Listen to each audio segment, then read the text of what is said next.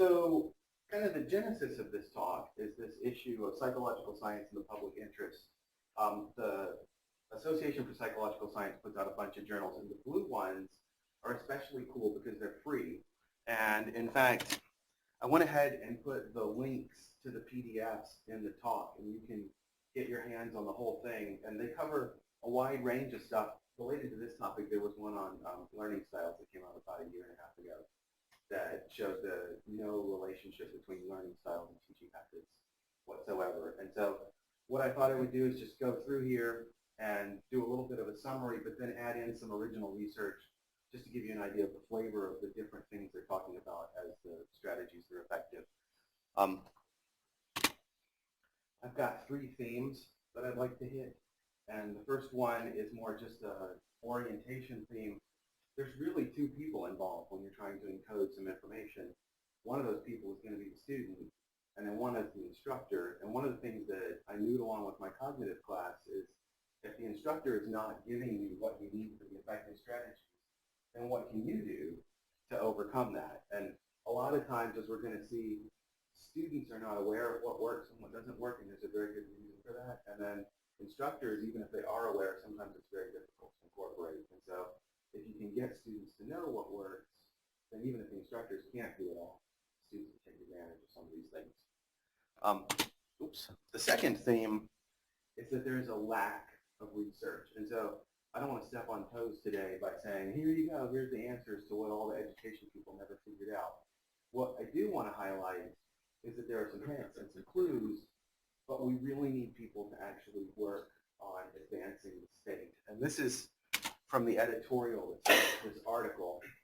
And what Roediger is saying is we don't have a translational educational science like we do in medicine.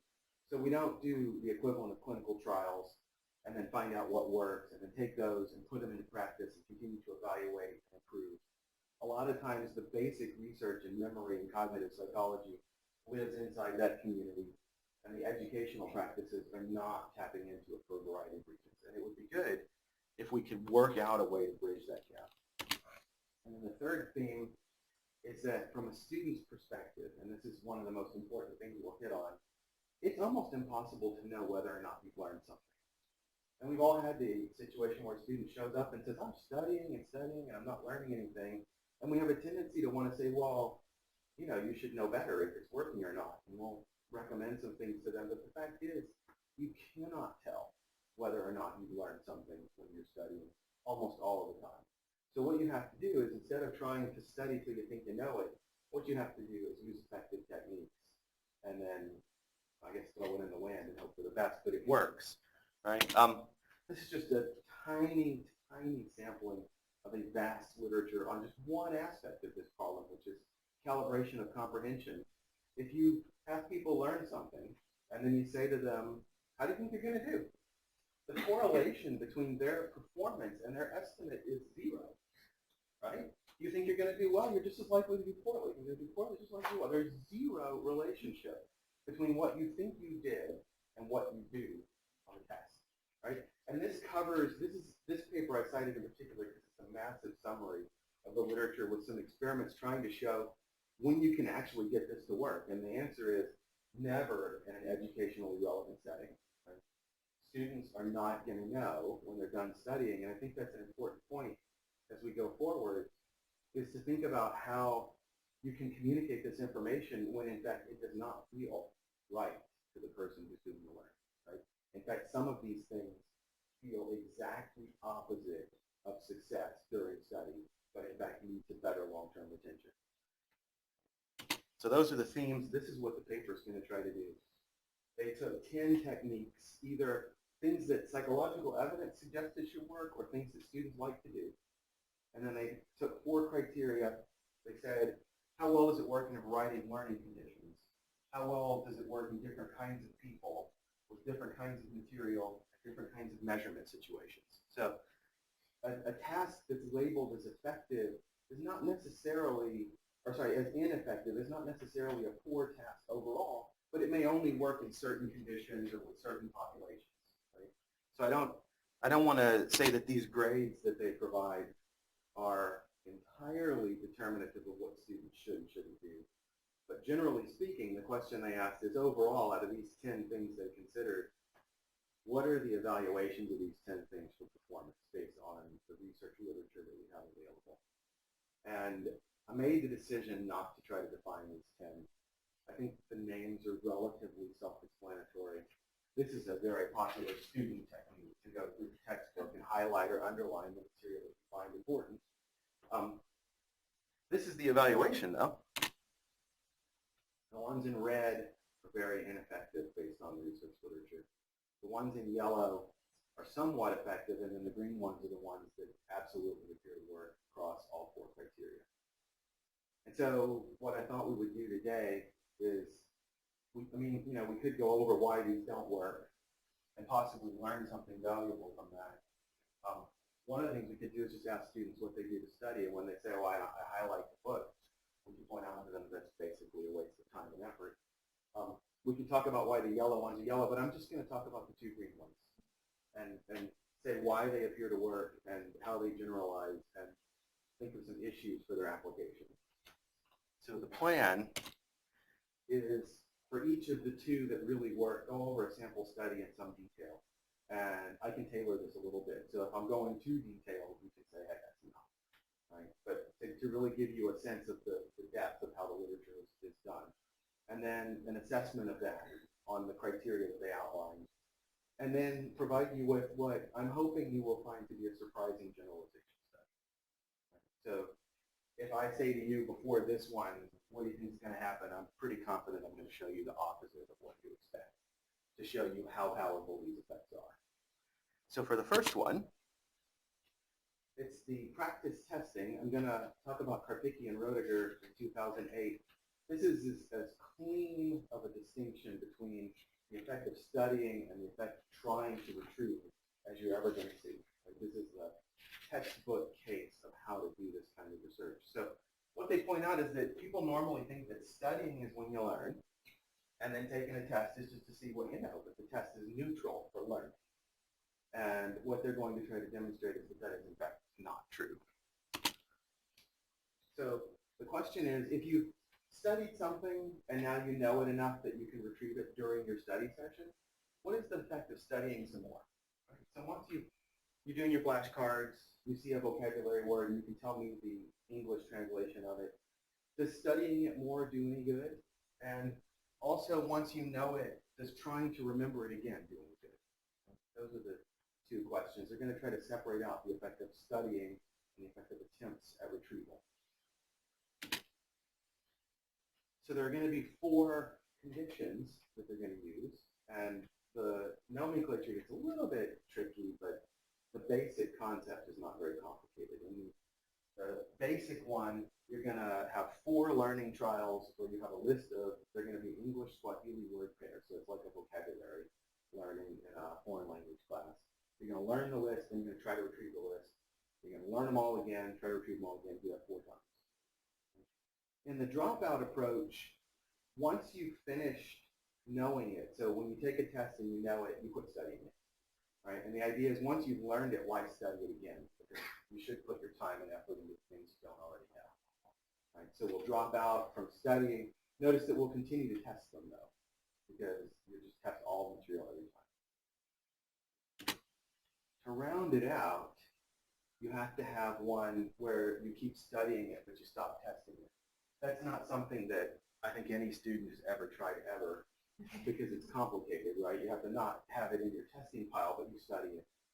And then the full dropout, which I think is actually the most common with students, is once you've retrieved it successfully, you throw the pile or the card out of the pile, and then you don't look at it anymore. You don't test it, you don't study it, it's just gone. Right? So kind of the 2 endpoints are the most typical, either the ST where you study and learn them all every time, or the SNT and where you toss them out once you know them. So you can break it up into this 2-by-2 table where you either keep trying to study after you've got it, yes or no, or you keep testing, yes or no, and this is the way it breaks out. But I think it's easier, I know you're going easier. It's easier if you look at this table because this shows you the average number of trials in each of the 4 study test conditions. And once you look at this for a minute, it kind of is obvious. So the ST condition, they look at 40, and then they test on 40, then they look at 40, they test on 40, they look at 40, they test on 40, they do that 4 times. Right? And so overall, they had 320 total experiences of the material, either in the learning or testing phase. In the SNT, you start out with 40 and 40, but then you drop out of the ones that you do from the study, which you keep on testing. So on average, they learned about 13 of them in the first go-round. And now they've got 32 of them, and then they've got 38 of them. And so overall, they're not studying much of anything in the fourth go-round, but they're testing them all. So they're about 237 total instances of looking at the material. And then in the STN, it's the same idea, but you drop it off the test, but keep studying. Right? So these two are kind of the critical ones. This one says, what if you keep testing it? This one says, what if you keep studying it? Right? But the same number of trials either way to get through the 4. And then the last one, drop it out of both. Right? So this is the most efficient studying technique, because in order to finish the 4 trials, you've only done 155 total looks at the material. So from a student's perspective, this might feel like it's going pretty fast compared to this one, which would be incredibly tedious. And I don't think most people would want to do it. So the question is, if you deploy your learning trials in different ways, does it make any difference in the outcomes? And the first graph is during the study sessions. So this is the first, second, third, fourth session, and you can see that at the end of the learning, everybody is at 100%, regardless of the approach that we took to studying. Right? This is the first blow in the students have no way of knowing how they're doing. Because if you look at this, again, this took 155, this took 320, so you're doing about twice as much work. But when you're done, you have the same outcome. Right? So if you're studying and you're finished studying, you can now tell me at this exact moment in time when you just studied it, you can tell me all of the definitions. Right? So why not do the 154 trials versus 320 trials if you're a student? Right? Because when you're done studying, the information that you have at that point in time is it all worked. I know 100%. So if it's going to matter on the long-term retention, this isn't how you're going to know it. If you're a student, you have no way of knowing whether or not you've learned it at a different rate. Now we wait a week. Right? Everybody learned it all. Come back a week later. I don't know how much you want to look at this, but this is the predictions from the different ways of looking at it. So study matters more than the ones where you keep studying will be better than the ones where you don't. If retrieval matters more than the ones you keep retrieving will be better than the ones you don't. And if they both matter, then doing both will be better than the dropouts. It's not really clear what this one would do. Overall, more is better. I don't want to make you wait too long to tell you the short answer is that studying once you know it has no effect. But trying to retrieve it once you know it has an enormous effect. And in fact, the difference, as you can see, is about 82% to about 35% overall. So if you keep trying to test on it, so this one, remember, they didn't study it once they knew it, but they tested on it always. If you keep trying to test on it versus if you quit trying to test on it and keep studying it, this is the critical difference. And you can see there's an enormous change in performance a week later. Or if you look at the two on the ends, this is one with 320 trials, this is one with 150. Remember, they both got you to 100% when you learned it. So if you're a student, you walk into the test, you're like, I got this, right? I learned it to 100%. But in fact, the groups that kept studying or didn't keep studying but dropped out the testing, they're in trouble.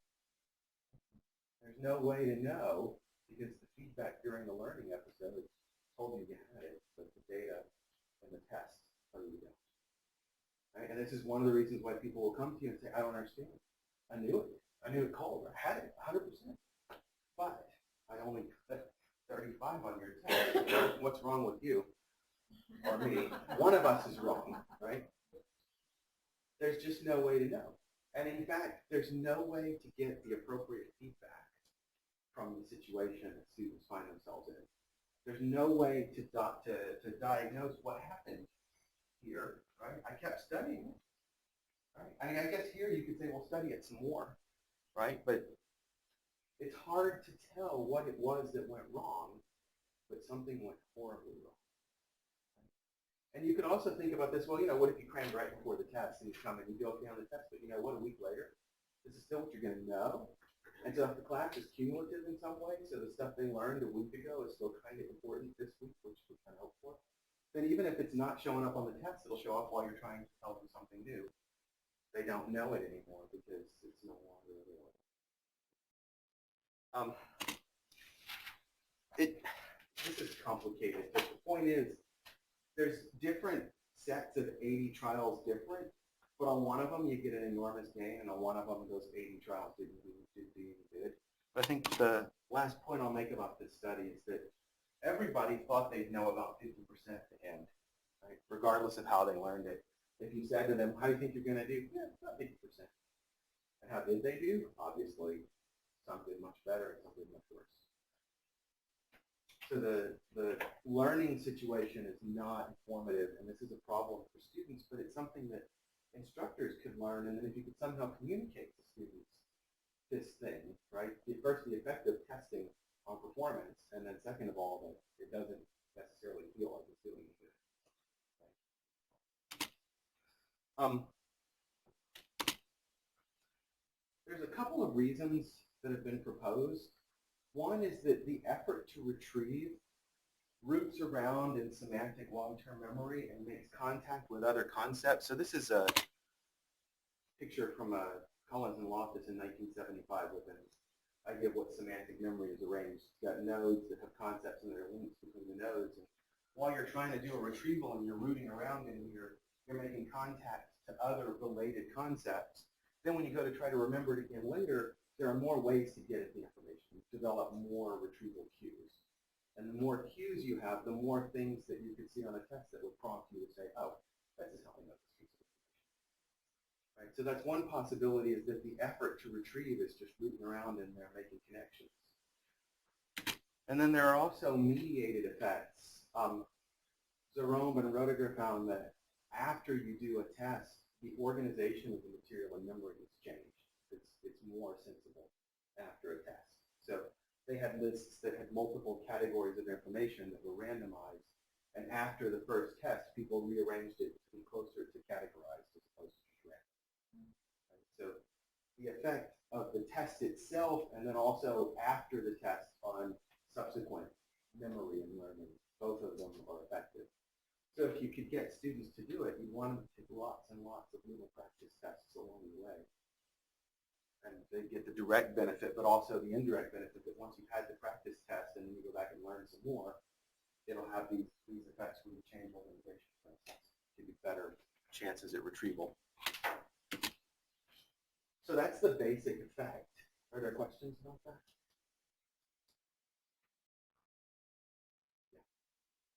Is there then functionally a difference between testing and homework?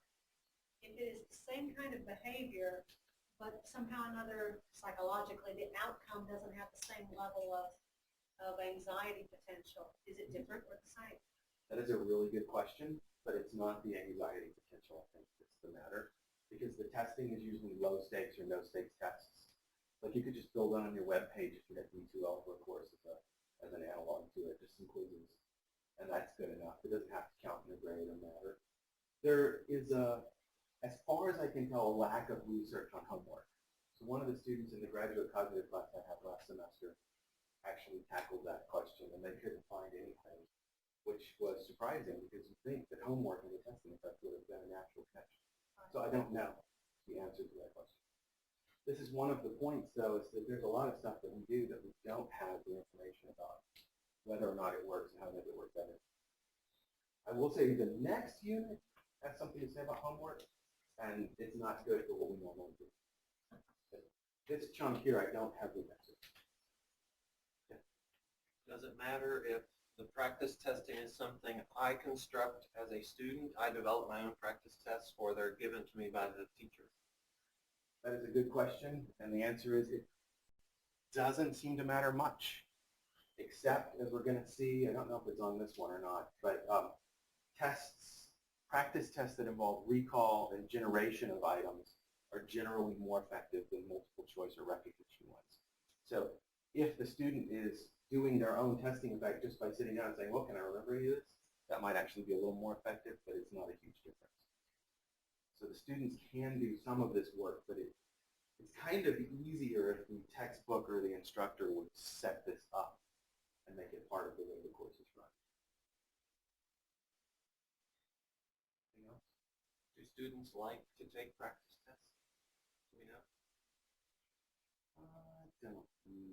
Will they revolt if suddenly we change our courses so that I built in 45 practice tests during the semester? You'll really like them because it's going to help your learning. One of the tips that people give is just have a test every week and then have lots of quizzes, and they'll be more likely to want to do it, but I don't know. I don't know if I've seen any attitude research. I know that my students like it when we give them more, but we cover it in class. So I'm not sure if you don't cover it explicitly if they appreciate what a benefit it is. You cover the effects and why it's I useful cover to the have effects, the but frequency. it's a class called cognitive psychology, so we cover this in the class. So they see the data, and then they learn how to generalize from that, and they don't have to directly experience it. It is hard to directly experience the benefit because you don't feel any different. When you're taking a lot of practice tests, you don't realize it's having any effect at all. It's not until later. And then, because they're usually removed in time, it's hard to get the reinforcement to connect to the behavior that you did in the first place. So I can tell you it generalizes well. I have no idea what time it is. It generalizes well. 1:30. Is there a difference between a written test and an application test? That is going to be on the fourth one of these. It generalizes to all kinds of people. There is a chance that it actually helps higher ability people more. But that study, there's only one that I'm aware of, and it was in 1939. It didn't quite have the design that people use now, so I don't know for sure if that's true, but it might work for just about everybody. It works on all kinds of materials, and then your question was, does it work if the test involves application, the final test? Right. Right, this practice testing. And there is some of that in the literature, but that's a place where there's a need for much more. Right, so there have been some results showing the effect of doing practice tests, even if they're multiple choice tests, on later application of material.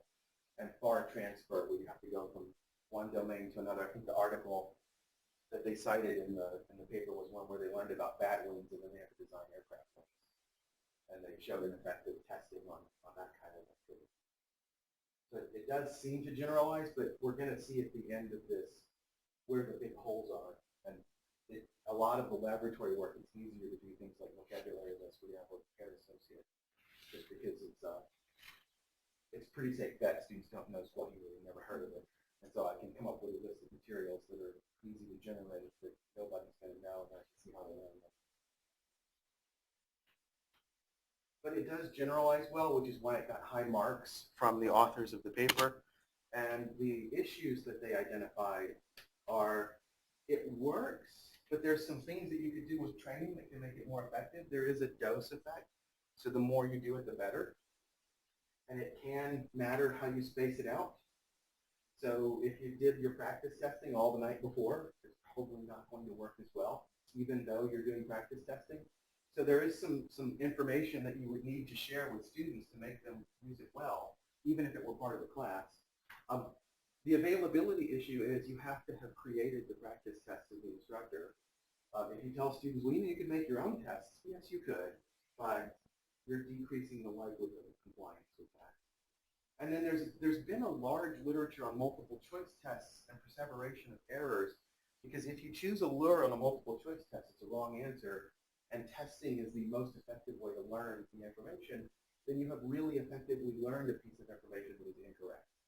And so you have to provide the appropriate feedback, especially with multiple choice tests, so that students can take out the errors before learn them effectively. And oftentimes that has to be done pretty close in time to when the mistake is made. So if you do it online, it's not too bad, because the D2L, well, I don't know, I don't use D2L for this, but it should be able to tell them these are the ones you got wrong and correct them as they go, but I don't know if it does.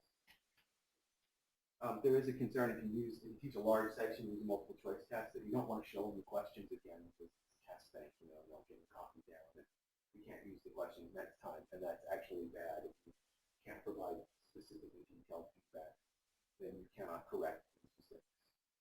So that is a potential issue. That has nothing, I mean, technically that has nothing to do with whether or not you use a testing effect. That's just the outcome of what we do. Go ahead. This testing really only works if you're asking the same questions over and over. Okay.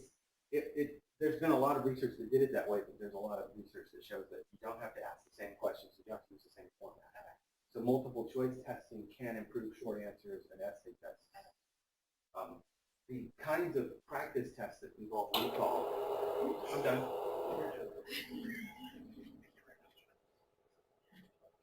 It's going to wait a minute and a half. The kinds of practice tests that involve recall do better. Yeah. So the surprising generalization study, I can ask you, at least we can get your opinion while we wait for it to warm up. The question is this: if you were doing an induction task, right? So what we've been talking about is learning information. That's not going to help. It's going to cool down whether. So if I go to art history, right, I'm going to see a bunch of paintings by a particular artist, and then later you're going to show me some new paintings and ask me who the artist is. So I have to induce what the common features of that artist are. Oh, shoot, I'm doing the wrong study. Hold on, that's going to be really cool, but that's not what I'm talking about. The question for this PowerPoint is, who wrote Plague of Fear? It was a novel that panicked the country. Who was the author of that book? Can't move? Does anybody know? No? I thought because it was a bunch of professors and not the chance. Or instructors. Well, the fact is you don't know because there's no such book.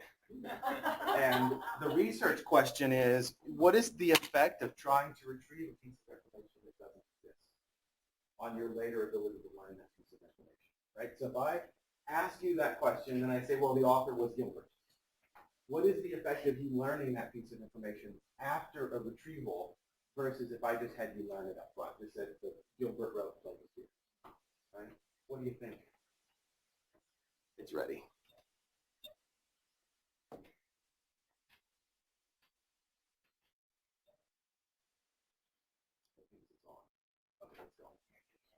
I should be better at mislearning that.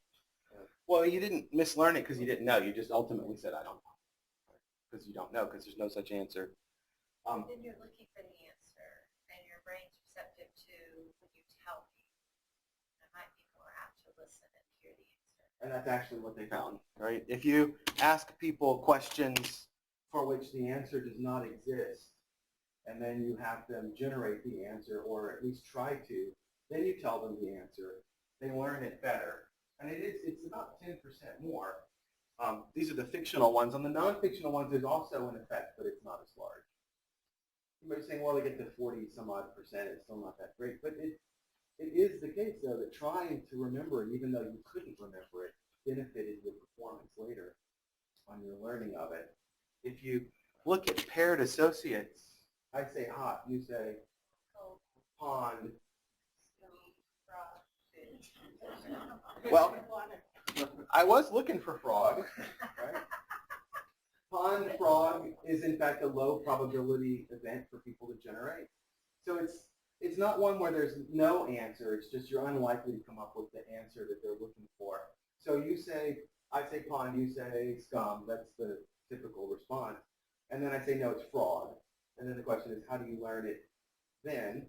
And again, there's a huge effect. This time it's actually enough to move you over a passing grade, if you think about it. It makes a difference if you try to retrieve, even if you aren't retrieving the answer because you don't know the answer. But I have you try to retrieve it, and then I tell you the answer. You learn it better than if I just told you the answer and then had you retrieve it. So this is maybe a weird question, but it's almost like you're using your learning muscle and then using that muscle that helps you to retrieve later. Is that like really off the wall? That's not an explanation I've heard proposed.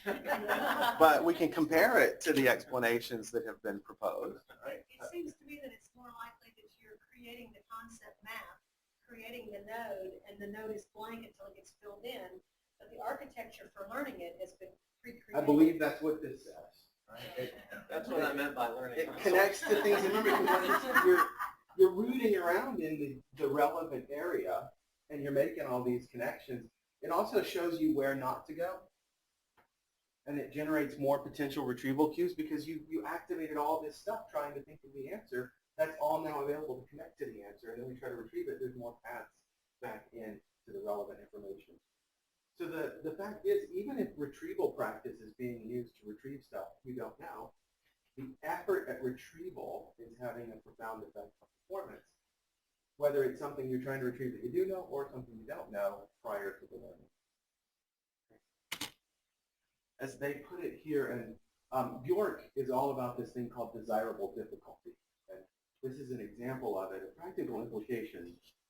Educators and learners should introduce challenges into learning situations, including using tests as learning events, even if doing so increases initial error rates.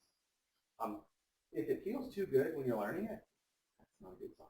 Is what Bjork's research shows. It's got to feel like it's difficult. Because if it's smooth when you're learning, then the retrieval later isn't going to be as good. You're really not learning it that well. And that includes the idea that you got to make some mistakes during the learning. Yeah, kind of like a muscle, but it's about connections of concepts. Okay, so that concludes the first one. I'll ask if there are any questions on practice testing. We've got one more concept. So on this retrieval, is it enough that I just ask my students in class a question about something I don't think? What do you think the interpretation of this two-sample confidence interval would be? And I know they have never seen that and should know it. Will their brains really work if they're listening to me, even if they don't know it, or will it automatically shut off? If they're playing, it should help, but that's the kind of thing we don't know. Right, but that's the kind of thing we don't know. If they're coming along, right, if they're with you, it should help, but we don't know. Okay. Right, this is the part of the point of this is there's a lot we don't know. And at the end, it'll be a call to action. If anyone's inspired, jump on it. Let me show you distributed practice, the other big one. This is a classic experiment in the distributed practice literature. These participants are learning Spanish vocabulary items. These people are learning all the items. Their sessions are just one right after the other after the other. So they have the 6 sessions, but they're just back to back to back to back to back. And you can see that their performance gets really good, really fast, and stays at a very high level during learning. Right? Which is, from the perspective of the learner, again, that feels very successful. Right? That's mass practice. You just keep going over it again and again and again. These people are spacing it out a day. And you'll notice that overall, they're still getting to a high level, not quite as fast, right? So it doesn't feel as good. And then these ones are waiting 30 days between sessions. And what you can see is that it's not going as well for them. It certainly doesn't feel good to be those people, right? You come in and you're getting 50%. You're not feeling like you're learning much. But this is on the final test. So they wait another 30 days and take the final test, and notice how it switches. The people who had it made during the learning are suddenly not doing very well on the final, whereas the people that were struggling because of the spacing of the items are now at the top of the pile. There's an indictment of summer school. Well, no, I like my summer school money.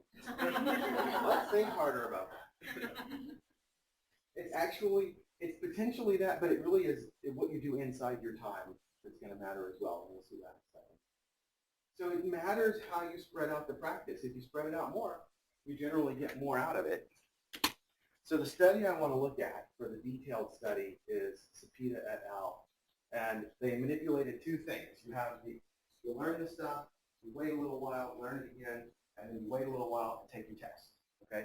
They manipulated the gap between the study sessions and the gap between the final study session and the test. This is, for us at least, a remarkable achievement because these are the numbers of participants in each of the study and gap delays. So this is the gaps. You could study it and learn it within the same day, a day, 2 days, 105 days. And then this is how long you waited before you took the final test, 7 days out of 350 days. The way they pulled this off is they have an internet group that they use for participating in studies, and so they have this pool of people available, and then they assigned them to one of these conditions. So these people, for instance, would learn the material. 105 days later, they get an email that says, hey, it's time to come back and do another study. They would learn the material again, and then 350 days later, they would get an email that said, it's time to come back and take another session, and then they would take their final test. But the question that they were looking at here is, not only does spreading it out matter, but does it matter how much you spread out the learning based on how long you need to go before you're going to be tested over it? And what they found is that, in fact, the longer the retention interval, the longer the gap needs to be. So you can see when the retention interval is only a week, the peak is actually with a very short gap. But as the retention interval stretches out to 350 days, the peak moves over. So it kind of goes like this. The longer you're going to wait before the test, the longer you should spread out the material to learn it. That's the indictment of summer school, right? Because the possibility of having a gap size of any length gets harder as you reach the end of the 5-week period. But it's 5 again. Is it? Yeah. This summer?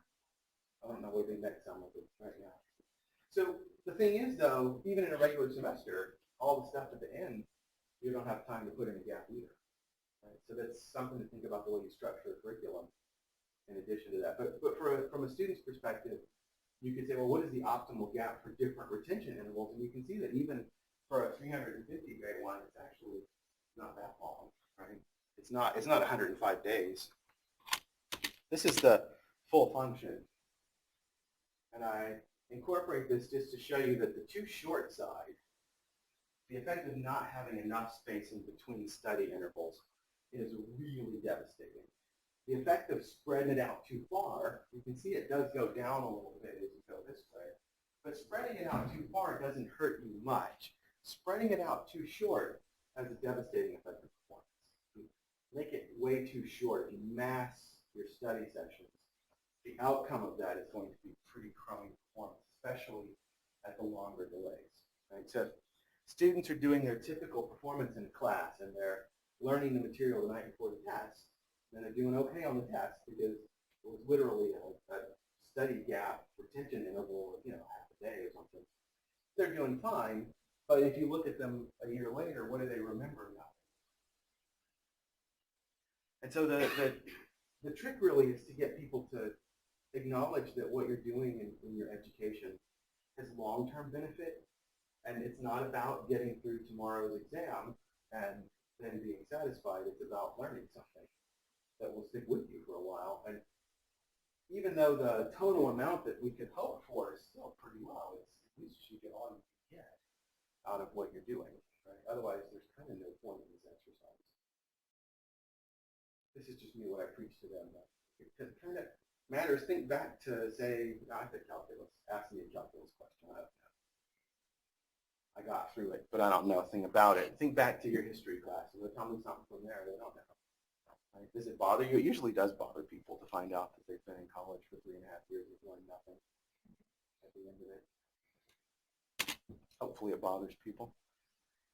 So why does this happen? There's a lot of proposed explanations. Like, it just doesn't feel that hard, so you don't try as hard. It's like, well, I already got this. Or you don't have any way of knowing whether or not you know it because you're relearning it so close in time to when you first learned it that you don't realize you're forgetting. So you're like, oh, I've got it. And then these are some more technical reasons, like release from PI. PI is proactive interference. The more of the same kind of thing you try to cram into a single study session, the less of it you get out. It's a law of diminishing returns. So if you have a little bit of material, you do okay on it, but the more of that material you try to learn, the less of it you actually achieve. And release from PI is when you change material, suddenly the learning jumps way back up again. And so if you try to do a lot of the same thing, you build up so much proactive interference that you just aren't acquiring the information. You might as well not bother. So there are a lot of reasons why.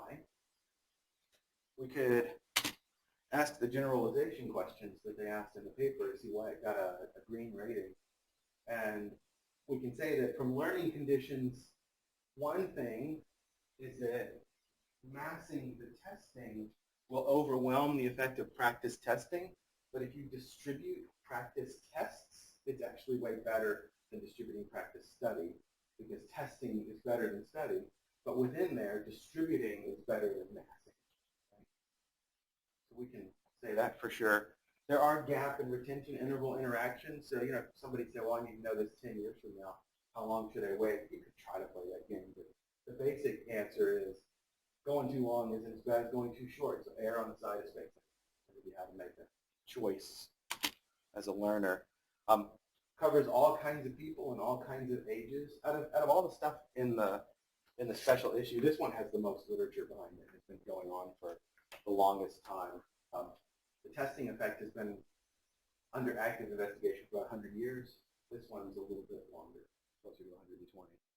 Surprising. I mean, the testing effect was William James's only actual experiment he ever ran, and yet it's still considered news. Kind of sad. All kinds of materials across the board, except motor tasks. There's actually not any good evidence that motor skills are improved with restricted practice, but there's also not a lot of research. So if there were an area where we don't know. And then they called it complex bodies of structured information, but they didn't define how that differs from, say, reading a text. So I'm not exactly sure what they were meaning there. But obviously, as materials become increasingly complex, we don't do laboratory studies on them. That's where applications in the real world would be more useful. And there's not a lot of people attempting those kinds of applications.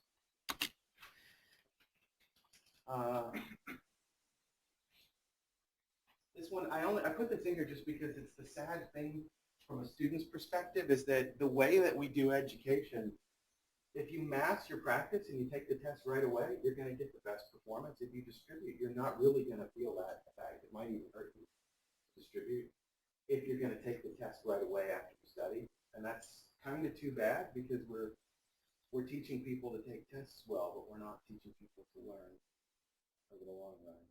And so depending on the field, it may have more implications for students later. Here are some issues, and this gets to your homework questions. Textbooks lump related material together. I like the way they put this.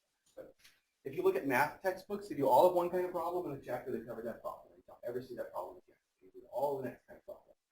And even as back as when there was a Soviet Union, somebody compared American books to their books and found that American textbooks overly concentrate material in the unit. Their books were distributing it. So what you would need to do in the book is, even though you're covering a new concept, you should build in some problems from the previous concept so as to space it out. Or as the instructor, add in some explicit re-mentions at the appropriate gap, whether the students choose to do it or not. It's hard to get students to do it because of what they call the procrastination scala. If you look at the graph of study behavior, it's none, test is coming, and it goes like this, right? And then none, test is coming. Well, you can't distribute if you don't study until the day before, right? So you have to convince students that this is not effective, but you can't convince students this is not effective because math practice works better on an immediate test. So if you wait until the test and then you take it, and you say to students, no, you do better if you space it out going, oh. And they're right. And so you have to overcome that, right? And there was at least one study by Pick and Rolowski where they asked students what they would choose to study and showed that they actually did some spacing, but they didn't know why, right? even when they do it, they don't understand what it's doing for them. They do it for other reasons that have nothing to do with it. They reported they were just bored covering the same thing too close together, so they don't give it time. It just happened to work out, but they didn't know why. So you have to actually convince students that this is something they should do. And a lot of times when you're teaching a content course, you don't have time to convince people to do what's reasonable because you're trying to teach them something. Right? So if you were going to have it as part of the class, you have to make it as part of the class. You can't rely on students. You have to assign homework problems that way, cover it, put it on quizzes, and then have lots of quizzes. Right? Distribute retrieval practice even if they don't distribute the study sessions. That's the only way around it. I'd say questions, but I'm probably really close on time, so I should take one.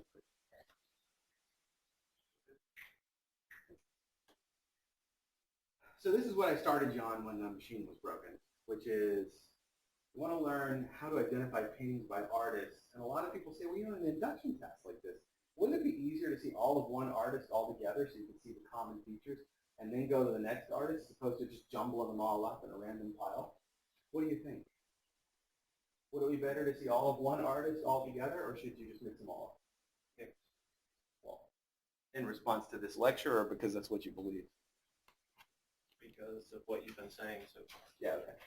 This is the hard part about teaching cognitive psychology. You got to do all your memory demonstrations before we cover it, or they won't answer truthfully because they're like, oh, I know now, you're tricking me. This week we're doing reasoning and decision making, and they won't fall for any of my tricks. So I have to trick them in reverse. Trick them back. So here's some stimuli from their experiment.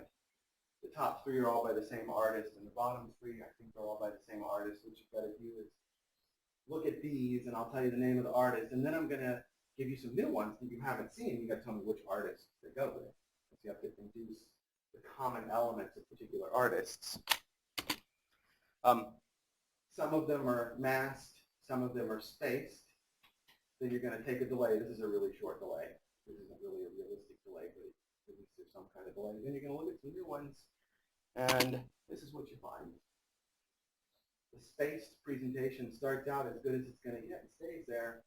The masked presentation starts out pretty poor and slowly improves up almost to the level of space. But even on an induction test that doesn't feel like it should help, it still helps to spread them out as opposed to do them all at once. That's interesting enough, but the thing that I like about this is they asked the students after they took the test, okay?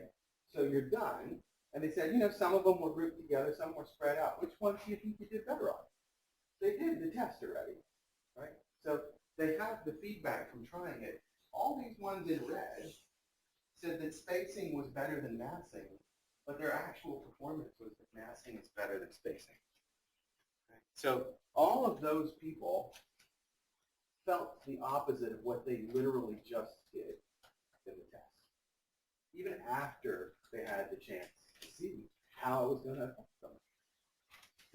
Again, the feedback that you get as a student is virtually not there, and what you do get tells you all the wrong information. Right? So if you're trying to improve and you're a student, you're saying, well, I'm trying really hard, it's really hard to know what to do differently because the information that you have is not telling you what to do differently. Right? One of the things we said at the beginning, the first theme, is some of it comes from the student, some of it comes from the instructor. It's really hard for the students to do their part when they don't know what to do. Right? They don't have any way of finding out that what they're doing is not working. It just won't tell them. They know they're failing, don't know what they're doing wrong. Right? And what they usually do is double down on a bad idea. Right? Well, flashcards didn't work, so I'm going to make up twice as many flashcards and do 3 times the studying. And that's just, more of nothing is going to be, anything times 0 is 0. Right?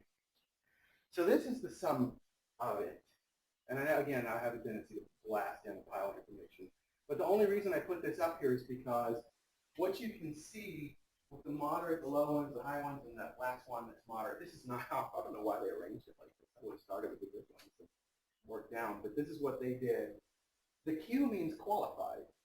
So you can see a lot of the low ones are getting a low mark because it works for some people but not other people, or some kinds of materials. But it doesn't mean it doesn't work. I mean, we know for sure that it doesn't fit educational contexts for this one, right? That's what the N means. But there's not a lot of N's on here where you say, oh, it just doesn't. It's been documented not to be effective. We just don't know. Everywhere where it says I is where it's inconclusive, right? So it appears to be passing with learners, but we don't have enough information to make a definitive statement about that. It's looking okay, but we don't know.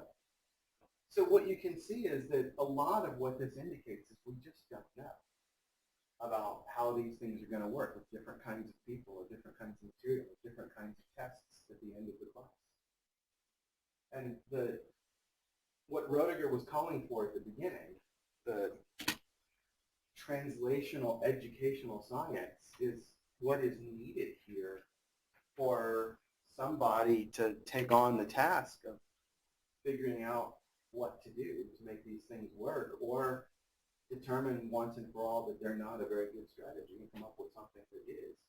The other thing you don't see here, but it's virtually unknown, is the interactions between these. So it's possible overall that summarization doesn't work, maybe, but it might be that summarization with distributed practice works great.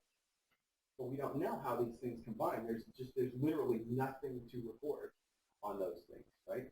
We do know distributed practice with practice testing. We know those two things help each other. If you distribute your practice tests, you do better. But overall, we don't have most of what you would need to know. So if you're an instructor, you say, I'd like to incorporate some of this into my class.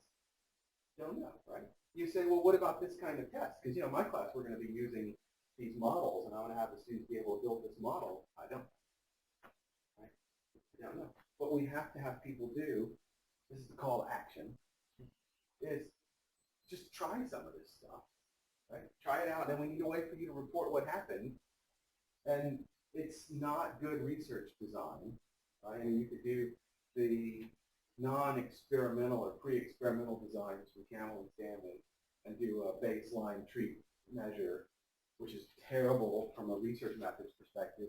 But you could accumulate at least a few case studies if we had a bunch of people loading a database and saying, well, I tried this semester. This is what happened. Right?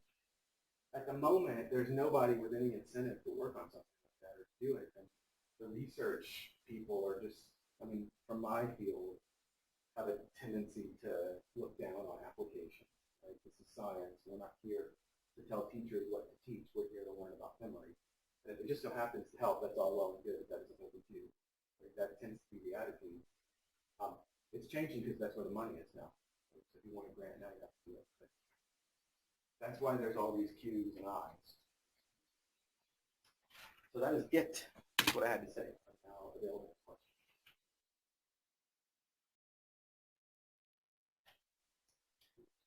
You didn't talk about the things that didn't work and why they didn't work. I just had a quick question about that because I've seen students that have shown me their textbook and the entire textbook is highlighted. So I asked them, well, why did you even use the highlighting? You know, like in highlighting case, why that's so lowly graded.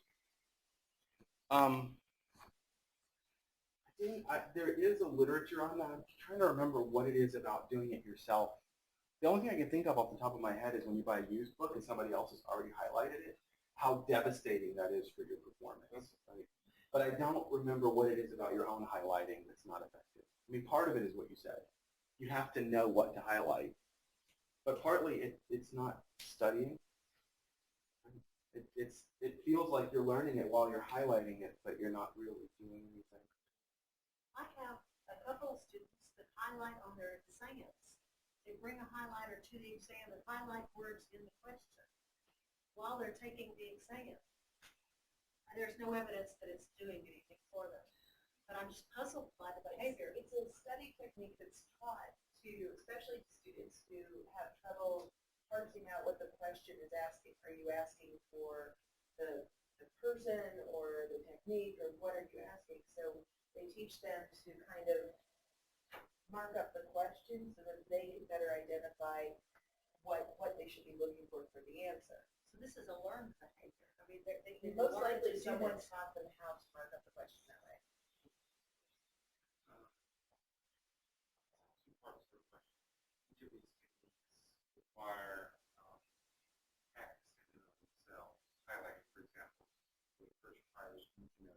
what to use, how to highlight, and then how to effectively perform the task. The student who highlights a little bit, or highlight a little bit, I need to know everything. Is usually what I do. Is there any research on whether the student practices of things have been done effectively, like good practice test versus bad practice test, good highlighting techniques versus bad highlighting techniques? I mean, because that seems to me it would have an effect on qualification. Am I making any sense? With testing effect, there is some literature on whether it matters what the test is that you practice on. There's a literature on that. I'm not aware with highlighting on whether anybody has identified an effective versus an ineffective highlighting strategy. I don't think it works at all. There is I never remember all the initials, but there's the read preview thing where you look at the headers and stuff and then you summarize. I don't remember that. Maybe if you incorporate highlighting into something like that, it might help, but I'm not aware of it. I'm curious about the first one, elaborative interrogation, mostly because I can't figure out from the concept, I can't figure out what that means. My first thought was it sounds like homework, so that's why I was curious.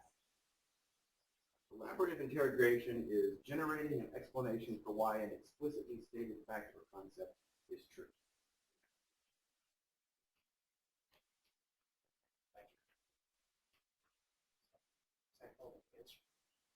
Yeah, I'm trying to qualify it in terms of the other thing. It's not so much an action.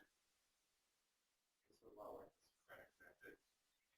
You ask why, how did you get there? I get what it means, but I just don't know how it seems to be of a different quality than the rest of the things, like keyword mnemonics or highlighting or something like that. It seems like it's a style of question rather than a style of student preparation. It could be a technique if you read a fact and you say, well, why would this fact be true? If you're constantly stopping yourself and asking yourself to generate explanations, Okay. it could be. Yeah, I was just trying to figure out practice testing is, let's say, the best.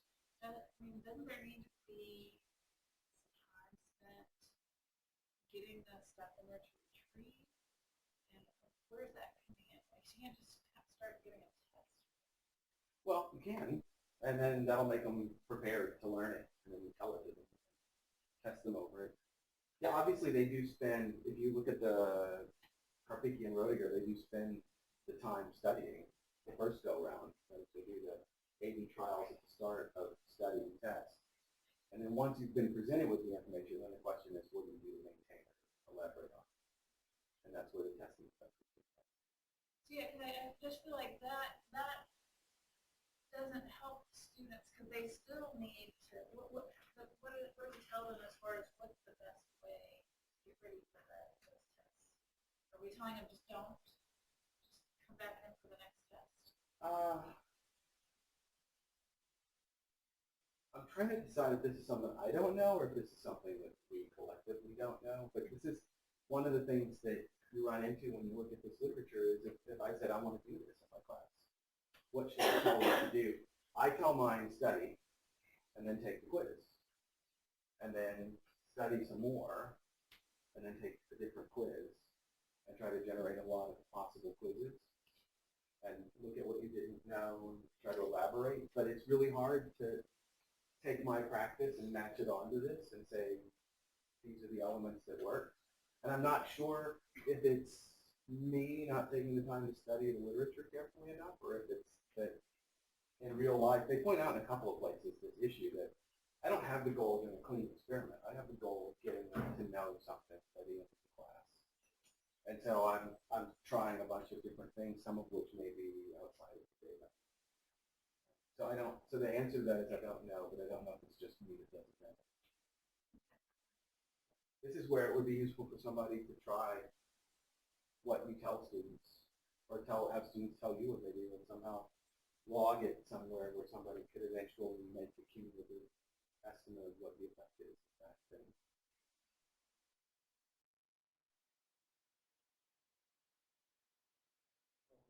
time. All right. Thank you very much. Thank you.